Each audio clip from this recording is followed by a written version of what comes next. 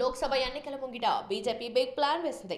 బెంగాల్లో ముస్లింల ప్రాబల్యం ఎక్కువగా ఉన్న 13 నియోజకవర్గాల్లో మెజారిటీ సీట్లు సాధించడం కోసం మొహమ్మద్ షమీని లోక్సభ బరిలో దింపేందుకు ప్లాన్ చేస్తుంది. కేంద్ర హోంమంత్రి, బీజేపీ కీలక నేత అమిత్ షాను షమీ కలవటం ఈ ప్రచారానికి బలం చేకూరుస్తుంది. వచ్చే లోక్సభ ఎన్నికల్లో బెంగాల్ నుంచి పోటీ చేయాలని షమీని బీజేపీ పెద్దలు కోరినట్లు తెలుస్తుంది. బెంగాల్లో ముస్లింలు ఎక్కువగా ఉన్న నియోజకవర్గాల్లో ఒకటైన బషీరట్ నుంచి షమీని బరిలోకి దింపాలని యోచనలో బీజేపీ ఉందని సమాచారం. అయితే షమీ మాత్రం తన నిర్ణయాన్ని ఇంకా వెల్లడించలేదని నార్త్ మీడియా చెబుతుంది. షమీని ఎన్నికల బరిలోకి నిలిపితే బెంగాల్లో మైనారిటీలు ఎక్కువగా ఉండే మిగిలిన నియోజకవర్గాల్లోనూ పార్టీకి కలిసొస్తుందని బీజేపీ భావిస్తోంది. ఇటీవలే సర్జరీ చేయించుకున్న 33 ఏళ్ల షమీ ప్రస్తుతం విశ్రాంతి తీసుకుంటున్నారు. 2023 వరల్డ్ కప్లో షమీ అద్భుత ప్రదర్శనతో సత్తా చాటాడు. 7 మ్యాచ్ల్లోనే 24 వికెట్లు తీసిన షమీ భారత విజయాల్లో కీలక పాత్ర పోషించాడు. ఆస్ట్రేలియాతో జరిగిన ఫైనల్లో టీమిండియా ఓడిన తర్వాత ప్రధాని మోదీ క్రికెటర్లను కలిసి ఓదార్చారు. ఈ క్రమంలోనే షమీను హత్తుకున్న మోదీ వరల్డ్ కప్లో అద్భుత ప్రదర్శన చేశావంటూ పేసర్పై ప్రశంసలు కురిపించారు.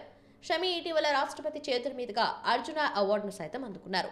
వ్యక్తిగత జీవితంలో అనేక ఒడిదుడుకులు ఎదుర్కొన్నప్పటికీ మైదానంలో మాత్రం షమీ మెరుగైన ప్రదర్శన చేస్తున్నాడు. షమీ తన భార్య హసీన్ జహాన్ కు విడాకులిచ్చాడు. ఈ క్రమంలోనే ఆమె షమీపై సంచలన ఆరోపణలు గుప్పించింది.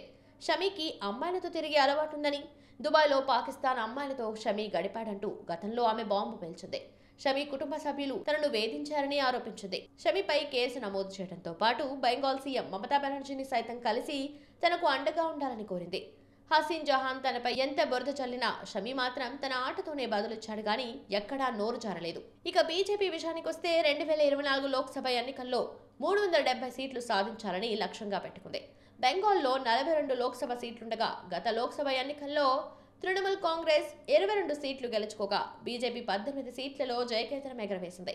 ఈసారి బెంగాల్లో అంతకంటే మెరుగైన ప్రదర్శన చేయాలని బీజేపీ పట్టుదలతో ఉంది. బెంగాల్లోని 42 లోక్సభ నియోజకవర్గాలకు గాను 13 నియోజకవర్గాల్లో ముస్లింల ప్రాబల్యం ఎక్కువ.